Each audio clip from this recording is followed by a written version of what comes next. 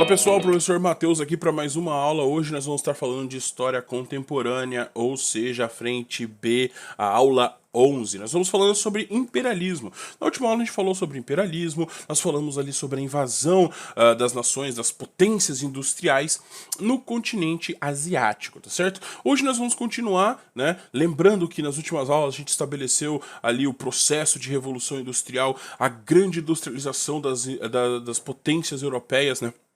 O nascimento ali das grandes potências industriais europeias e as suas necessidades, né? Já que todos os países da Europa estão industrializados, essa indústria vai necessitar de alguns pontos, como por exemplo, matéria-prima, mercado consumidor, mão de obra. Além do mais, eles também estão tendo problemas bem sérios com o excedente populacional na Europa. Então as nações da Europa vão precisar ali distribuir essa população por outros cantos ali do globo. E nós vamos ver então que eles vão atacar a Ásia. E na aula de hoje a gente vai estudar ali a partilha da África, um processo bem semelhante de exploração que vai acontecer no continente africano pelas nações europeias, tá? Ficando de fora ali, todo o território africano vai acabar sendo dominado e colonizado ali por Portugal, Bélgica, Holanda, Alemanha, Espanha, Itália, Inglaterra e França, tá? Eles vão partilhar desses territórios. Os únicos territórios que acabam ficando livres é a Libéria e a Etiópia, tá? Que vão conseguir manter a sua independência.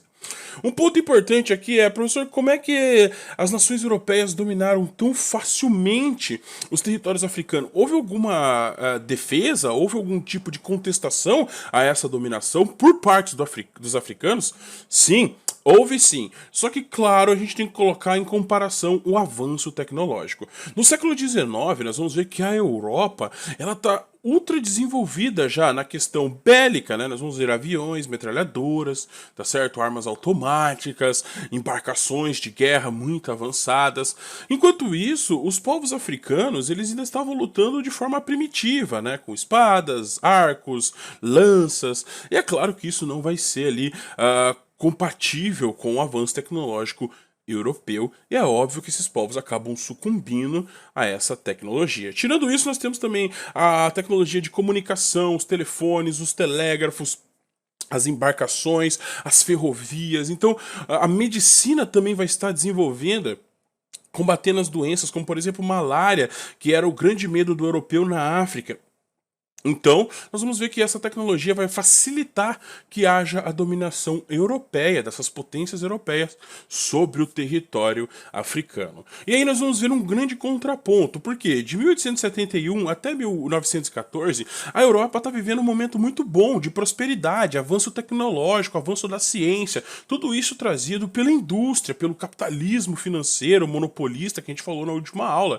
Esse momento, inclusive, vai ser chamado de a Belle Époque, um momento onde a Europa está vivendo uma condição muito boa. Qual é o problema? Enquanto a Europa estava em paz e tranquila, do outro lado a gente vai ver que na África vários conflitos sangrentos ali que vão estar acontecendo, tá? Então de 1871 até 1914, conflitos sangrentos acontecem na África graças a essa dominação, a esse imperialismo imposto pelos europeus ao território africano, tá?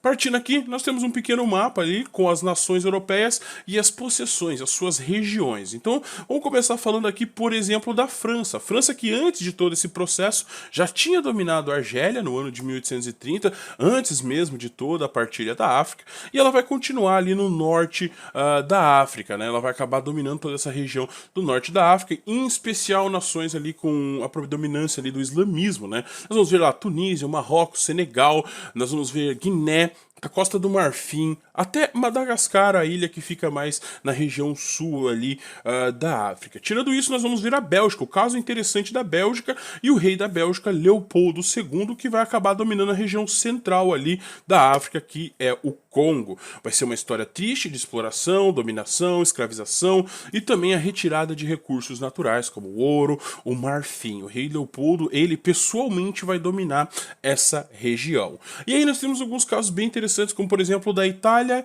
e o da Alemanha. Por que eles são interessantes e por que eles vão acabar diferenciando de toda essa situação? Porque são reinos novos, tá? Eles, como a gente falou nas nossas aulas, eles foram os últimos reinos a se unificarem dentro da Europa. Então são reinos novos. Eles também queriam participar dessa corrida imperialista, eles também queriam participar da partilha da África. Mas, claro, por serem nações novas, eles acabam pegando menores territórios e de forma tardia. O que inclusive vai despertar ali digamos, a avareza dos países que já estavam ali dominando. As nações mais antigas da Europa não queriam ceder territórios para essas nações mais novas. Então nós vamos ver lá a Itália, por exemplo, pegando a Eritreia, a Somália e em 1912 pegando o território da Líbia, né? E a Alemanha pegando Togo, Camarões ali e também entrando em disputa por outras regiões com outras nações da Europa. Ou seja, a Alemanha e a Itália vão querer conquistar e dominar outras regiões que já estavam sob domínio de outras nações europeias. Começa então um conflito entre essas nações por territórios na África. Essas nações industrializadas estão brigando para explorar o território africano, né? E além de mais, a gente vai ver lá a Espanha, por exemplo, dominando o Marrocos, Portugal mantendo o controle sobre as colônias que ela já tinha desde o século XV, como Guiné-Bissau, Angola, Moçambique, Cabo Verde e São Tomé, tá? Então o que acontece? No meio de todo esse conflito entre as nações, o africano, o povo nativo, é deixado de lado, lembrando a visão do darwinismo social sobre essa população. Eles eram inferiores e não eram civilizados. Então eles basicamente estão explorando o território, escravizando as pessoas, pegando a matéria-prima, pegando a mão de obra e ainda empurrando para eles os produtos europeus produzidos na Europa, obviamente, né, industrializados. Então, basicamente a gente vai ver essa invasão. Pessoal, presta atenção na região vermelha, a região que é referente à Inglaterra. A Inglaterra vai dominar uma possessão muito grande, que vai da região do Cabo, no extremo sul da África, até o extremo norte da África, o Egito, tá certo? A Inglaterra vai desenvolver um plano bem interessante. As nações britânicas, a Inglaterra, vai desenvolver um plano para interligar essas regiões ali, que vai do sul ao norte da África, tá? Dominando possessões para que pudesse ser construída uma ferrovia que ligava a região do Cabo até a região do Egito, ou seja, uma ferrovia que ligasse o Cabo ao Cairo, tá? Então nós vamos ver a dominação ali da Inglaterra, né? O Egito, já em 1882, vai se transformar num protetorado inglês. Nós vamos ver o Quênia, Rodésia, Sudão, Uganda, a Gâmbia, Serra Leoa, Nigéria, Costa do Ouro, entre outros territórios que vão ser dominados pela Inglaterra. No sul, né, também vai ter dominações inglesas. Mas é interessante falar que esse plano da Inglaterra de construir essa ferrovia e interligar as suas possessões no território africano vai gerar um conflito muito importante. Por quê? Porque no sul da África, né, em alguns estados sul-africanos, como por exemplo a própria Tanzânia, já existiam ali algumas pessoas que já dominavam, já existiam outros colonos, como por exemplo os holandeses. Os holandeses dominavam essa região e os ingleses, para poder construir essa ferrovia e também participar ali da exploração dos diamantes, tá, que tinha nessa região, eles vão ter que dominar o território holandês. Começa assim a Guerra dos Boerês, onde Boerês nada mais é do que o holandês que já colonizou essa região, contra os ingleses. Então nós vamos ver uma luta entre holandeses e ingleses pelos territórios no sul da África.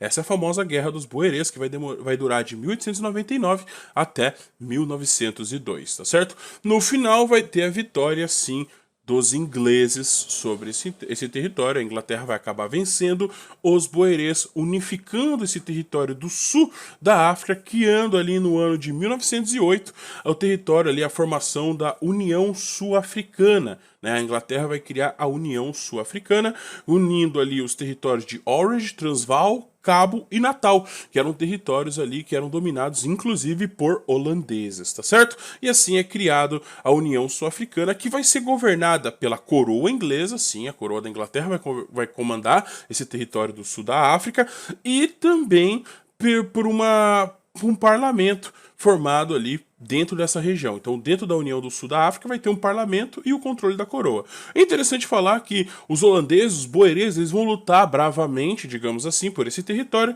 Então, a Inglaterra termina quase que pacificamente ali um acordo até interessante para os holandeses, aonde eles vão dividir ali a possibilidade de ser eleito no parlamento. O parlamento da África do Sul dessa União Sul-Africana é composta tanto por holandeses como também por ingleses, que eram considerados habitantes oficiais dessa região. Presta atenção, o africano mesmo, o negro africano, ele está totalmente subjugado e sem nenhuma possibilidade de participar do parlamento ou do governo, tá? Nós estamos falando aqui de holandeses e ingleses. A Guerra dos Boerês é de holandeses contra ingleses. Novamente, deixando de lado o africano, tá certo? Pessoal, continuando aqui a nossa aula de imperialismo, nós temos que falar também da América Latina. A América Latina que vai viver um processo muito interessante de imperialismo, tá? A América Latina que já é acostumado com certo imperialismo desde o século XIX, tá? Com a independência da América Espanhola, com a independência dos países da América Latina, né? Depois de Napoleão Bonaparte, como nós falamos, depois de todo aquele processo revolucionário do Napoleão Bonaparte, nós vamos ver que dentro da América Latina, uma elite chamada de elite crioula, que era a elite que tinha um poder econômico, vai transformar as antigas colônias em países independentes. Vão nascer várias repúblicas independentes na América Espanhola, e essas repúblicas independentes vão ser dominadas por essa elite agrícola, essa elite agrária conhecida por crioulos, né? O que vai mudar aqui de verdade? Não muita coisa, né? Os crioulos vão dominar esses pequenos países, essas repúblicas, e basicamente a economia vai continuar sendo uma economia agroexportadora, os famosos plantations, tá certo?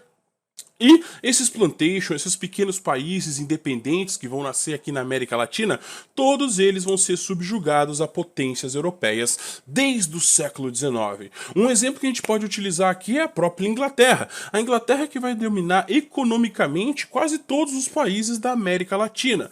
Tá, você vai falar lá do Brasil, da Argentina, de todos os países, Colômbia, todos eles ali vão ter uma interferência muito grande no século XIX da própria Inglaterra. E isso a gente fala bastante na nossa aula de história do Brasil, né? Na independência do Brasil, primeiro reinado, segundo reinado, o Brasil é muito atrelado à mão inglesa, né? À Inglaterra. Bom, depois do século XIX, no século XX, a situação muda um pouco. Aliás, não que a situação mude em si, mas o imperialismo muda de mãos. No século XX, a gente vai ver o imperialismo norte-americano na América Latina, principalmente por algumas doutrinas, né? Como, por exemplo, 1823, lá do James Monroe, a doutrina Monroe, que fala América para os americanos, uma tentativa clara de afastar o risco de recolonização da Europa, né, o risco de recolonizar que os europeus queriam, e outra coisa, abusando economicamente, a possibilidade de abusar e utilizar-se economicamente dessas novas nações europeias. Ou seja, a doutrina Monroe tira a Europa da jogada e mantém o controle sobre os territórios americanos na mão dos Estados Unidos. Além do Destino Manifesto, que era a ideia criada ali pelo O'Sullivan, pelo jornalista James O'Sullivan, que era a ideia que os Estados Unidos têm o destino de dominar as nações na periferia da América. Ou seja, ele deveria ser a grande civilização da América. E para isso ele precisava conquistar, dominar, comprar. Bom, a gente já falou aqui sobre a aula da Guerra da Secessão e sobre toda aquela expansão norte-americana, graças ao Destino Manifesto. E o Destino Manifesto, depois da marcha para o oeste, ele vai continuar existindo e vai ser basicamente a mão que vai impulsionar o imperialismo norte-americano para cima dos outros países da América Latina. A primeira grande vítima que nós falamos na nossa aula lá de expansão norte-americana, da marcha para o oeste, a primeira vítima vai ser os Estados Unidos na famosa Guerra do México, de 1846 a 1848, onde o México vai acabar perdendo o Texas, o Novo México, a Califórnia, né? Então, basicamente, isso aí já é um imperialismo norte-americano. Além disso, nós vamos ver que os Estados Unidos vai expandir o controle dele, não só para a América do Norte, mas também com as nações do Caribe, da América Central. Então nós vamos ver uma guerra com a Espanha, né? E nessa guerra contra a Espanha, nós vamos ver que eles vão lutar pela independência de Cuba, ganhando inclusive um controle político sobre Cuba e um território dentro da ilha cubana, chamado de Guantánamo, né, que é um controle que os Estados Unidos têm até hoje sobre um pedaço da ilha de Cuba. Além do mais, depois dessa guerra contra a Espanha, nós vamos ver que além da independência de Cuba, nós vamos ver que os Estados Unidos vai acabar ganhando o controle sobre Porto Rico e também sobre as Filipinas. Em 1898, o Havaí, graças à ação da grande elite de empresários e agricultores havaianos, nós vamos ver que eles vão se proclamar independente e depois se unir aos Estados Unidos ali, virando o estado de número 50 dos Estados Unidos. Então, o Havaí também entra para o território norte-americano. Na continuidade, nós vamos ver algumas políticas imperialistas dos Estados Unidos. Em 1901 a 1909, nós vamos ver lá o presidente Roosevelt lançando a ideia do Big Stick, né? Com a sua fala ali, seu slogan: fale com suavidade e tenha à mão um grande porrete, né? Qual que é a ideia deles? A ideia deles é trocar ideia, né? Conversar com essas nações ali, principalmente da América Central, ajudar, entre aspas, elas, mas ao mesmo tempo impondo as suas condições nessa ajuda. Então, dentro dessa política do Big Stick, o que nós vamos ver? Nós vamos ver os Estados Unidos ali ajudando o Panamá a romper e se tornar independente da Colômbia. Para que os Estados Unidos iriam ajudar a independência do Panamá, o rompimento do Panamá? Porque com o rompimento do Panamá, nasceria então uma nação muito fraca e vulnerável. O Panamá, um país mega vulnerável. E assim, ele estaria vulnerável o suficiente para se submeter aos acordos dos Estados Unidos e a famosa criação ali do Canal do Panamá, e esse Canal do Panamá ficando na mão dos norte-americanos através de acordos, obviamente, unilaterais que beneficiavam principalmente os Estados Unidos. Assim, os Estados Unidos conseguem ter controle do Oceano Pacífico, do Mar do Caribe, toda essa região ali vai passar para a mão dos Estados Unidos. Além disso, nós vamos ver a diplomacia do dólar, que nada mais é que grandiosos empréstimos, injeção de empréstimo de dinheiro, de dólar, para essas nações ali que a gente chama de nações bananeiras, né, das repúblicas das bananas, essas repúblicas falidas da América Central, né, vão receber ali grandes empréstimos em dinheiro, fazendo com que a sua economia fique totalmente algemada e dependente da economia norte-americana. Então nós vamos ver que essa diplomacia do dólar vai perdurar de 1909 a 1913, dominando economicamente todos os países da América Latina, tá? Então os Estados Unidos ali, além da América Central, também a América do Sul vai ser vítima da diplomacia do dólar, garantindo ali a dominação econômica dos Estados Unidos sobre essas nações, essas repúblicas das bananas, tá? E aí nós vamos ver no final o governo de Wilson, de 1913 a 1919, onde os Estados Unidos chama para si a responsabilidade da sua missão civilizatória. Os Estados Unidos vai se colocar no pedestal da democracia, né, do país democrático, e vai trazer para ele essa missão de pacificar e democratizar o restante do globo, tá? Então nós vamos ver que ele vai comprar essa desculpa, por assim dizer, né, de pacificação e democratização de territórios que são territórios ditos por ele violentos, ditaduras, entre outros locais que não são democratizados. E com isso eles conseguem a desculpa perfeita para invadir e se envolver em qualquer conflito no mundo, inclusive até hoje. Estamos pacificando ou democratizando, levando a democracia, levando a cidadania, a civilização para o mundo, tá? E esse é o famoso imperialismo norte-americano que vai afetar principalmente a América Latina.